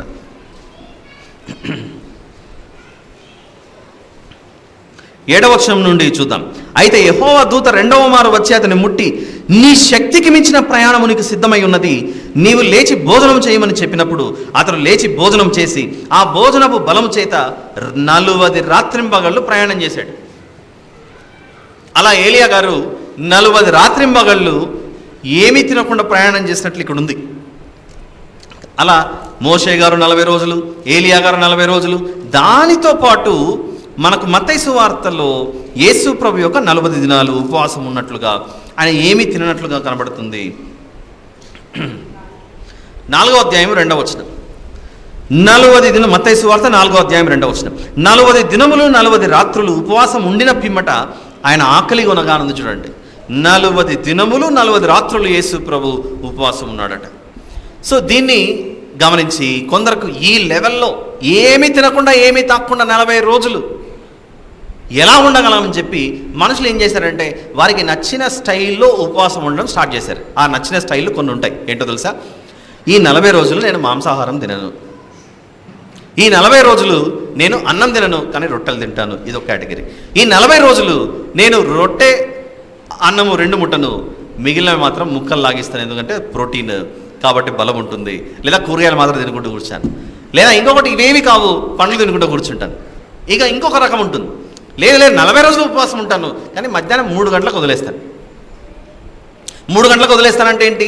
ఉదయం బ్రేక్ఫాస్ట్, మధ్యాహ్నం లంచ్ 2 ఏవైతే స్టాప్ అయ్యాయో అవన్నీ 3 తర్వాత 4, 5 మధ్యలో 1 ప్లేట్కి బదులుగా 2 ప్లేట్లు లోపలికి వెళ్ళిపోతాయి. ఇది పరిస్థితి. అలా ఆనాడు 40 రోజులు మోషే గారు, 40 రోజులు ఏలియా గారు, 40 రోజులు యేసు ప్రభు ఎలాగైతే ఏమీ తినకుండా ఉన్నారో ఆ విధంగా వారు చేశారు పరిస్థితులను బట్టి. కానీ ఇందాకనే చదువుకున్నాం యెషయా గ్రంథం 58లో, ఇదిగో నాయన మీరు అలా దుఃఖముఖులై ఏడ్చుకుంటూ కూర్చునే ఉపవాసం నాకు నచ్చదు, మీరు సంతోషంగా ఉండండి అని కోరుతున్నాడు దేవుడు. సంతోషంగా ఉండడం అంటే ఏంటి? డోలు డప్పా తెచ్చుకొని డ్యాన్స్లు వేసుకుంటే ఎగరడం కాదు. ఆయన మన వద్ద కోరుకున్నది యెషయా గ్రంథంలో చెప్పినట్లుగా ఆయన ఆజ్ఞలను మనం పాటిస్తూ ఆయన దగ్గర మనం పాపాలను ఒప్పుకోవడం అంటే, ప్రభా నేను పాపిని, ఆమె సిన్నర్, ఫర్గివ్ మీ అని చెప్పేసి వెళ్ళిపోవడం కాదు. మమ్మీ గోయింగ్, కాలేజ్కి వెళ్తున్నా, బాయ్ అని చెప్పడం కాదు. ఆ స్టైల్లో చెప్తుంటారు దేవునికి, ప్రభా ఆమె సిన్నర్, ఫర్గివ్ మీ అని.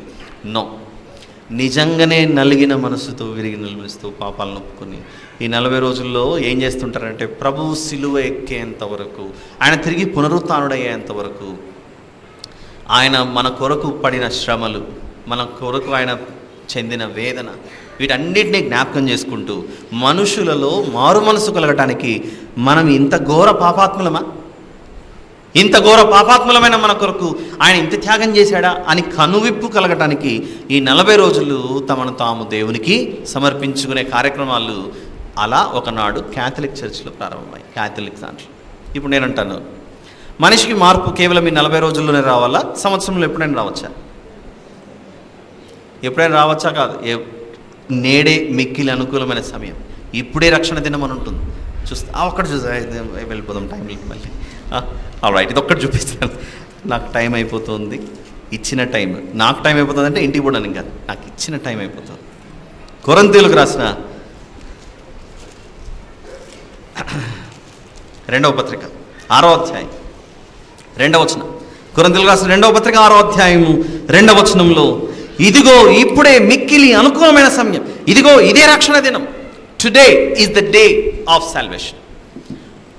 అలా 40 రోజులు వాక్యం చెప్పి ప్రజలను ఏం చేశారంటే, ఇదిగో యేసు ప్రభు ఈస్టర్ రోజు పునరుత్థానుడై లేచాడు కాబట్టి ఈస్టర్ రోజు బ్యాప్టిజం తీసుకోండి అనే పద్ధతులు ప్రవేశపెట్టారు. 40 రోజులు వాక్యం వినండి జాగ్రత్తగా, ఈస్టర్ రోజు బ్యాప్టిజం తీసుకోండి. మరి ఈస్టర్ రాకముందు ఇక్కడ ప్రాణం పోయింది అనుకోండి, ఏంటి పరిస్థితి? అర్థమవుతుందా? కొరింథీ పత్రిక ప్రకారంగా ఇప్పుడే అనుకూలమైన సమయం. కాబట్టి ఇలాంటివన్నీ గమనించి ప్రొటెస్టెంట్స్ అన్నవారు వీటిని ఎప్పుడూ పెద్దగా పాటించలేదు. వాక్యానుసారంగా నేడే మిక్కిలి అనుకూలమైన సమయం, నేడే మిక్కిలి అనుకూలమైన సమయం. కొందరు కరుడు కట్టిన వారు ఉంటారు. కరుడు కట్టిన వారు అంటే కఠిన హృదయులు, రాతిగుండ లాంటి వారు, ఏమాత్రం మారు మనసు చెందరు. అలాంటి వారికి కూర్చోబెట్టి వాక్యం చెప్పి తోమి నా వాక్యం సుత్తె వంటిది కాదా అని ఉంటుంది వాక్యంలో. దేవుడు సుత్తె ఏం చేస్తుంటుంది? సుత్తి ఉల్లి తీసుకొని ఒక అందమైన రూపాన్ని చేస్తుంటారు. అలా వాక్యం చేత మనకు ఒక చక్కటి రూపాన్ని తీసుకోవడానికి దేవుడు చేస్తున్న ప్రయత్నం. కాబట్టి మనము ఈ 40 రోజుల కార్యక్రమం వారు చెప్పినట్లుగా బూడిద రాసుకుంటూ కూర్చుందామా? చక్కగా దేవుని వాక్యాన్ని వినుకుంటూ మనం మార్పు వాక్యానుసారంగా చెందుతూ, ఇదంతా విన్న తర్వాత మనిషి దేవుని దగ్గరికి ఈ 40 రోజులు మాత్రమే రావాలా? ప్రతిరోజు రావాలా? ప్రతిరోజు ఉండాలి ఆయన సన్నిధిలో. ఒకవేళ అలాంటి అవకాశం లేకపోతే మనం ఇంటి దగ్గరైనా కనీసం కుటుంబ ప్రార్థనల ద్వారా మనం అందరం ఒక చోట కుటుంబ ప్రార్థనలు, ఎవరి కుటుంబం వారి ఇంట్లో కూర్చొని దేవునితో సమయాన్ని. అందుకే యేసు ప్రభు పునరుత్థానుడై లేచి వెళ్ళిపోయిన తర్వాత వారు ఇంటింటా రొట్టె విరుచుచు ప్రతి దినము దేవాలయంలో కూడుకొనొచ్చు అనే మాట కనబడుతుంది అపోస్తల కార్యములో. Every day. All right. కాబట్టి what is importance, what is significant for us? మనకేది ప్రాముఖ్యం? 40 రోజులు ప్రాముఖ్యమా? ప్రతిరోజు ప్రతి క్షణం కీర్తన మొదటి కీర్తనల్లో దీవారాత్రము ఆయన గురించి ధ్యానించేవాడు ధన్యుడు. కాబట్టి కానీ మనం ఎందుకు ఉపయోగించుకోవాలి? ఎలాగో అవకాశం దొరికింది ఈ 40 days, ఈ 40 రోజులు మనకు. పదే 40 అంటున్నా, 38 క్షమించాలి. ఈ 38 రోజులు మనకి ఏం అవకాశం దొరికింది? దేవుని వాక్యాన్ని విని మరింత బలపడి దేవునికి సమీపంగా మారటానికి మనకు అవకాశం ఏర్పడింది. కాబట్టి మంటలు దాచిపెట్టుకొని బూడిద చేసుకొని రాసుకుందామా? ఈ బూడిద గురించి కూడా, ఈ గుర్తు గురించి కూడా ప్రభుచితమైతే రేపు చూద్దాం. All right, thank you. ప్రార్థన. మహాపరిశుద్ధుడైన మా ప్రియ పరలోకపు తండ్రి, మీకే స్తోత్రములు నాయన. ఈరోజు ఈ 40 రోజుల కార్యక్రమంలో మీరు మాకు అనేక విషయాలు నేర్పించారు తండ్రి. మొదటి దినమందు మేము నేర్చుకోవాల్సిన విషయాలు, ఎప్పుడు మీ వద్దకు చేరుకోవాలంటే నిత్యము మీ సన్నిధిలో ఉండాలి తండ్రి, కేవలం కొద్ది రోజులు మాత్రమే కాదు నా తండ్రి. వాక్యానుసారముగా మీరు మాకు నేర్పించిన మాటలు మేము మన్నే కనుక తిరిగి మన్నైపోతాం. అయితే ఆ మన్నం కాకముందే మేము తెలుసుకోవాలి, మీరు మా కొరకు గొప్ప జీవితాన్ని, మహిమగల జీవితాన్ని ఏర్పాటు చేశారని. నేడు అను సమయం ఉండగానే ఇదే మిక్కిలి అనుకూలమైన సమయం అని చెప్పి మీరు మాకు తెలియజేశారు కనుక ఆ వాక్యానుసారముగా మమ్మల్ని మేము మీ వద్దకు నడిపించుకున్నట్టుకు సహాయం చేయండి. మీ మార్గంలో నడుచుకున్నట్టుకు మాకు నేర్పించమని ప్రార్థిస్తున్నాను నా తండ్రి. ఈరోజు ఈ కార్యక్రమాన్ని ముందుకు తీసుకుని వచ్చినటువంటి మీ కుటుంబమైన సెక్రటరీ గారి కుటుంబాన్ని జ్ఞాపకం చేసుకొని ఆ కుటుంబానికి రావాల్సిన దీవెన ఆశీర్వాదములను, మీ కాపుదల సంరక్షణ మెండుగా వారికి దయచేయండి తండ్రి. వారు చేస్తున్న ఉద్యోగంలోనూ, వారి పిల్లల విషయంలోనూ, సిస్టర్ గారి విషయంలో, వారి కుటుంబం అంతటి గురించి మీ సన్నిధిలో ఎత్తిపట్టుకొనిచున్నాం. మీ రక్షణ, మీ కాపుదల మెండుగా వీరికి అనుగ్రహించమని ప్రార్థిస్తున్నాను తండ్రి. దీంతో పాటుగా నా తండ్రి, మరి ముఖ్యంగా లతా సిస్టర్ గారి బ్రదర్ గారు, భాస్కర్ బ్రదర్ గారి విషయం ప్రార్థిస్తున్నాను. తన ఐసీయూలో ఉండగా నా తండ్రి మరణ ఛాయల్లో నుండి, ప్రతి విధమైన సమస్యల్లో నుండి లేవనెత్తగలిగే నిజమైన దేవుడు వంటి మీలాంటి దేవుడు ఈ విశ్వంలో ఎవరు లేరు నా ప్రభువా. మీరే మా దేవుడని మేము మొరపెట్టగా జవాబునిచ్చే నిజమైన దేవుడు మీరున్నారని మేము నమ్ముచున్నాం నా తండ్రి. మీ పాదములు పట్టుకుని వేడుకొంచున్నాం, మీ దాసుని స్వస్థపరచండి, మంచి ఆరోగ్యాన్ని దయచేయండి. తిరిగి వీరి గృహాలకు నా ప్రభువా, సంఘంలో ఈరోజు చేరి ఉన్న మీ బిడ్డలందరినీ జ్ఞాపకం చేసుకుని క్షేమంగా వీరి గృహాలకు చేర్చమని వేడుకొంచు. వీరికి, వీరి కుటుంబాలకు కావాల్సిన దీవెన ఆశీర్వాదాలను దయచేయమని ప్రార్థిస్తూ, రేపటి దినాన మీ దాసులు రాజా బ్రదర్ గారి కుటుంబం ఈ విధంగా ఈ కార్యక్రమానికి ముందుకు తీసుకొని వస్తుండగా వారికి మీ యొక్క కాపుదల సంరక్షణ, మీ నడిపింపును దయచేయమని ప్రార్థిస్తూ, మీకే మహిమ ఘనత ప్రభావం చెల్లిస్తూ, మిమ్మల్ని హెచ్చిస్తూ మమ్మల్ని తగ్గించుకుంటూ ఈ కృతజ్ఞతాస్తుతి ప్రార్థన మా ప్రభువును ప్రియరక్షకుడైన యేసు ప్రభు వారి పేట అడిగి వేడుకుని సమర్పిస్తున్నాను తండ్రి. ఆమేన్. తండ్రి, కుమార పరిశుద్ధాత్మల ప్రేమ కృపా సహవాసంలో చేరి ఉన్న మనందరితోనూ చెదరి ఉన్న సకల పరిశుద్ధులకును సదాకాలము తోడయుండును గాక. ఆమేన్. అందరికీ వందనాలు.